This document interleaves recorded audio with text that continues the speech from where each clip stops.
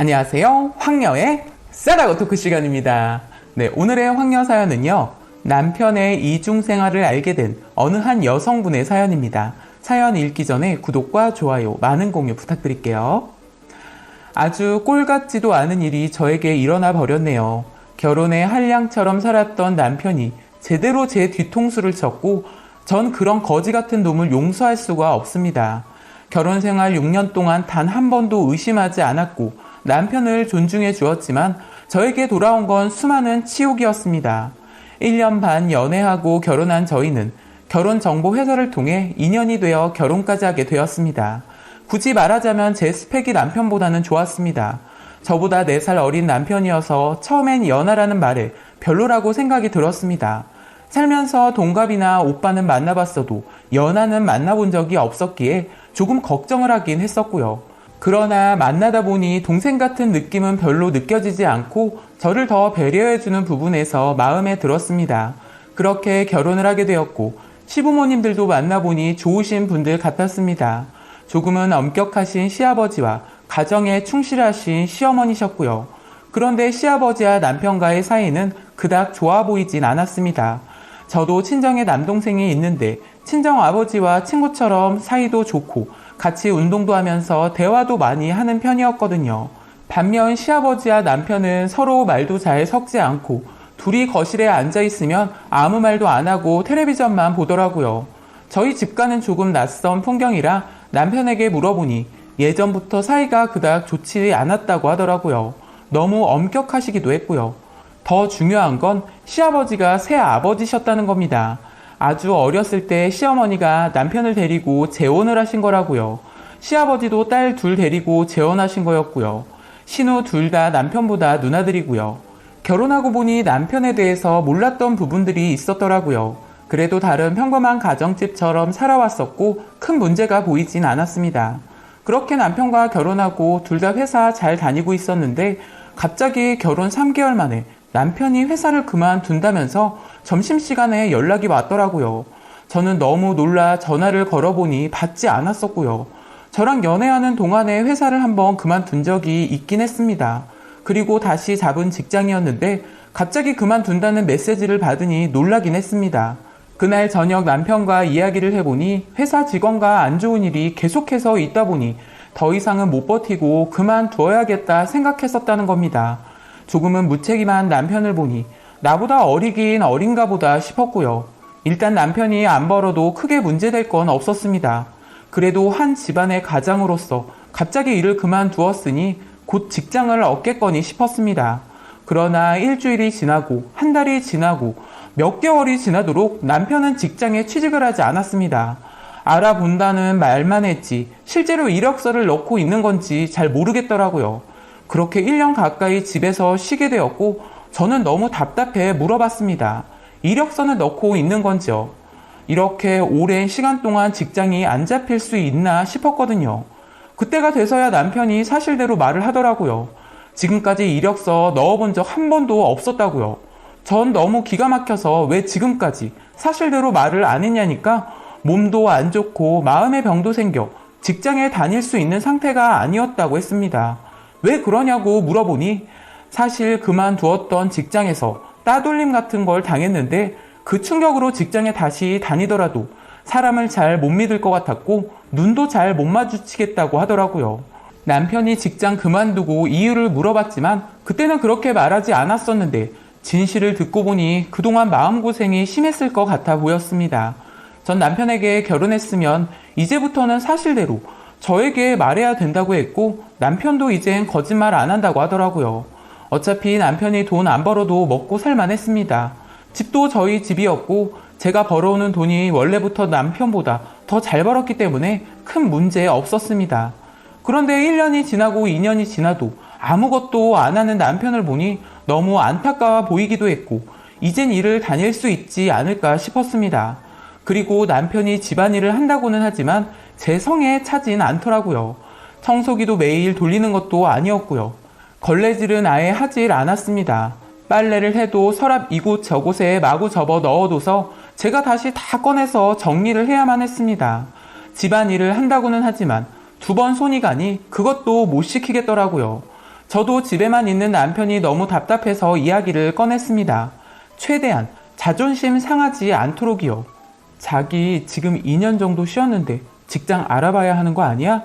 아니면 따로 뭐 배우고 싶은 거라도 있어? 그랬더니 혹시 지금 나 능력 없다고 무시하는 거야?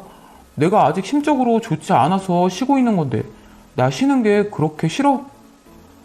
아니, 싫다기보다는 자기 아직 나이도 젊은데 집에서 아무것도 안 하고 쉬고만 있으니까 하는 소리지.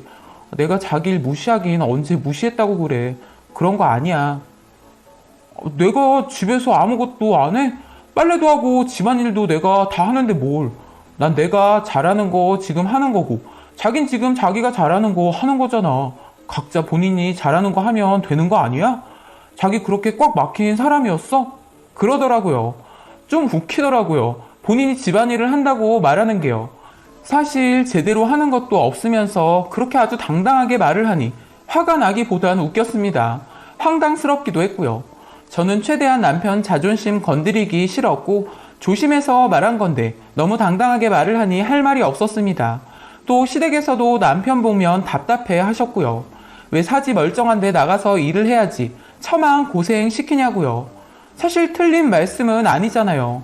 저도 일이 고되고 힘들지만 제가 좋아서 하는 일이고 집에서 애나 키우면서 가정주부로 살기는 싫었거든요. 또 저희 친정에서도 왜 저 혼자만 바둥거리면서 사냐고 하셨고요. 그렇게 말하니 남편 역시 시댁이나 처가에 가는 걸 많이 꺼려하긴 했습니다. 그래도 내가 괜찮다는데 뭐 어떻겠냐 싶었습니다. 내 남편 내가 먹여 살려야 할 팔자라면 그렇게라도 살면 되지 않는가 싶었고요. 그렇게 시간이 흘렀고 저도 나이를 1살, 2살 먹다 보니 아이에 대한 생각이 조금씩 들기 시작하더라고요. 그래서 남편에게 말했더니 본인은 저랑 지금처럼 이렇게 사는 게 좋다면서 아이에 대한 생각은 전혀 없다고 하더라고요. 딩크족으로 살고 싶다면서요. 저도 딩크족 생각 안 해본 건 아니었거든요. 그래도 결혼했고 남편 닮은 아들이랑 저 닮은 딸 낳고 싶은 마음도 들더라고요. 그런데 남편이 너무 완강하게 반대를 하니 일단 넘어갔습니다. 그렇게 남편이 반백수로 산 지 3년이 지나갈 때쯤 남편이 좀 이상하더라고요. 카드만 쓰던 남편이 현금 인출을 하기도 했었고요. 물어보면 친구들 만나서 썼다고도 했고 친구 누가 급하게 필요해서 빌려줬다는 소리도 했었고요. 저희 통장 잔고야 빵빵했기 때문에 크게 타격 입을 정도도 아니라 그냥 넘어가긴 했습니다. 또 가끔 퇴근하고 집에 가면 꼬질꼬질해 보이는 남편을 보니 이상해 보였고요. 옷차림도 항상 멀끔했던 남편이었는데 좀 이상해 보일 때가 많았습니다. 또 양가 부모님들도 이젠 제 나이도 있고 아이를 가져야 하지 않겠냐면서 남편에게 직장이 영 힘들면 가게라도 차려서 해보는 건 어떻겠냐고 하셨었고요. 시댁이 좀 살았거든요. 가게 차려줄 능력 되시니 결국 그런 소리도 하신 거였죠. 멀쩡한 아들이 반백수로 몇 년을 살고 있으니 시부모님 속이 얼마나 상하셨겠어요. 그렇게 남편은 작은 카페 하나를 차리게 되었고 무언가를 하려는 모습을 보니 이젠 많이 좋아졌구나 싶었습니다. 그런데 가끔 카페에 가보면 남편이 알바생들에게 맡겨두고 저녁 늦게가 돼서야 카페에 오는 일이 자주 생기더라고요. 남편 없어도 카페 몫이 좋아서 돈도 잘 벌렸습니다. 그렇게 몇 년을 하다 몇 개월 전 정말 충격적인 사실을 알게 되었습니다. 청천벽력과도 같은 일이 생긴 거죠. 회사에서 일하고 있는데 모르는 번호로 전화가 오더라고요. 전화를 받았더니 어떤 여자였고 그 여자는 제 남편의 애를 낳아 키우고 있다는 정말 말도 안 되는 소리를 하더라고요. 저는 처음에 신종 보이스 피싱인가 싶었습니다. 일단 믿기 힘들 것 같으니 만나자고 하더라고요. 애 데리고 저 있는 곳으로 온다면서요. 전 남편에게 전화를 하지 않았습니다. 이건 분명 누군가 장난질을 하는 거다 싶었으니까요. 그렇게 회사 근처 커피숍에서 기다리는데 웬 젊은 여자가 유모차를 끌고 들어오더니 저에게 다가왔고 제 얼굴을 알고 있는 사람처럼 제 앞자리에 바로 앉았습니다. 저는 곧바로 저한테 전화하신 분인가요? 네, 저 맞아요. 그리고 남편분 애까지 낳았어요. 지금 그걸 말이라고 하세요? 제가 그걸 믿을 것 같아요? 안 믿으실 줄 알고 사진도 가지고 왔어요. 한번 보세요. 그러면서 제 앞에 사진첩을 들이밀더라고요. 전 너무나도 당당한 그 여자의 태도에 떨리는 손으로 사진첩을 받았고 사진첩을 한 장 한 장 확인해 보니 사진 속에 있는 건 바로 남편 놈이었습니다. 더 기가 찬 건 그 사진첩은 그 여자의 만삭 촬영 사진이었고 남산만한 그 여자의 배를 꼭 감싸며 다정하게 무릎 꿇고 있는 놈은 정말 남편 놈이 맞았습니다. 저는 너무 놀라 말이 나오지 않더라고요. 그 여자는 못 믿을 것 같아 다른 것도 가지고 왔다면서 남편이랑 같이 찍은 사진을 더 보여주었고 저는 안 믿을 수가 없었습니다. 저는 그 여자에게 그래서 지금 절 왜 찾아오신 거예요? 원하는 게 있어서 찾아온 거 아니세요? 눈치 없으신 줄 알았는데 빠르시네요. 오빠랑 이혼해주세요. 저 임신까지 해서 오빠 애까지 낳았잖아요. 언니는 그냥 오빠랑 결혼해서 한 집에서 살 뿐이지. 이혼 도장만 찍으면 끝인 사이잖아요. 우리 애는 아직 호적에도 못 올렸어요. 오빠가 이혼한다는 말만 계속했는데 약속도 안 지켜서 제가 직접 찾아온 거예요. 언니는 능력도 있고 오빠랑 이혼해도 다른 사람 만나면 되시잖아요. 제발 이혼해주세요. 부탁드릴게요. 전 그 여자의 말을 듣고 아무 말도 할 수 없었습니다. 그 여자 말이 틀린 게 하나도 없었으니까요. 사실 제가 남편과 결혼해서 같이 살았지만 각자의 프라이버시를 존중했기 때문에 전 남편이 뭘 하고 다니는지 관심조차 없었습니다. 제 일에만 빠져 살았으니까요. 그렇다고 남편을 의심하거나 한 적도 없었고요. 그냥 믿었거든요. 언제나 다정한 남편이 좋았고 이런 게 내 삶이라고만 생각했지 남편이 밖에서 이러고 다니는 줄은 꿈에도 몰랐습니다. 전 애도 데리고 온 그 여자에게 아무 말도 하지 못한 채 집으로 돌아왔고 저녁이 돼서야 남편이 왔더라고요. 저는 남편에게 단도직입적으로 말했습니다. 이혼하길 원하냐고요. 남편은 놀랐는지 무슨 소리냐고 했지만 제 얼굴을 본 남편은 이미 제가 모든 사실을 알고 있다는 걸 직감했는지 무릎을 꿇고 빌기 시작했습니다.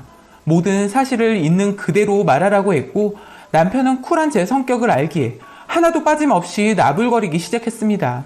결혼 전부터 알던 동생이었고 우연히 다시 만나게 되면서 임신까지 하게 되었다고요. 생긴 아이를 지울 수는 없었다면서 그동안 몇 년을 그 아이 때문에 밖에 나가 몰래 배달 알바를 했었다면서요. 정말 기가 찼습니다. 저에게는 뻔뻔하게 애는 필요도 없고 저와 평생 이대로 살고 싶다고 해놓고 밖에 나가선 별짓 다 하고 다녔다는 소리를 듣는데 순간 눈이 돌아가더라고요. 아무리 이성적인 사람이라고 하더라도 앞에 큰일이 닥치게 되니 이성이고 뭐고 눈에 뵈는 게 없었습니다. 저는 있는 물건 남편에게 다 집어던지고 죽을 때까지 때렸습니다. 반항조차 하지 않은 남편은 미안하다는 말만 하더라고요. 그렇게 남편의 이중생활은 양가 부모님들도 모두 알게 되면서 한바탕 난리가 났었습니다. 시아버지는 남편을 호적에서 파버린다면서 죽도록 얻어맞았고 저희 친정아버지도 화가 나서 경찰 오고 난리가 났었습니다. 전 지금 남편 고소한 상태입니다. 그냥 조용히 넘어갈 수 없을 것 같았습니다. 남편에게 농락당한 것도 억울한데 얌전하게 이혼해줄 수는 없었으니까요. 저의 6년이라는 시간에 대한 보상과 그동안 남편으로서 해야 할 도리도 못 지킨 남편을 용서할 수는 없었습니다. 저에게 이런 거지 같은 일이 생길 줄은 꿈에도 몰랐으며 평생 죗값 생각하면서 살아가라고 소리쳤습니다. 태어난 아이가 있는데 제가 더 이상 남편 놈 잡아봐야 무슨 소용이 있겠어요. 위자료 최대한 넉넉하게 받고 그냥 그런 놈 버려버리는 게 답이라는 걸 알게 되었습니다. 마음의 병은 평생 남겠지만 이 또한 살아가며 치유가 되리라 믿습니다. 제 일에 찌들어 방관한 부분도 없지 않아 있었을 것입니다. 그렇다고 이 모든 잘못이 저 때문은 아니잖아요. 분명 평생 동안 뼈저리게 잘못 느끼며 살길 바랍니다. 라고 사연 올려주셨습니다. 오늘의 사연 여기까지였고요. 많은 공유와 여러분들의 생각이나 느낀 점이 있다면 댓글로 표현해 보시기 바랍니다.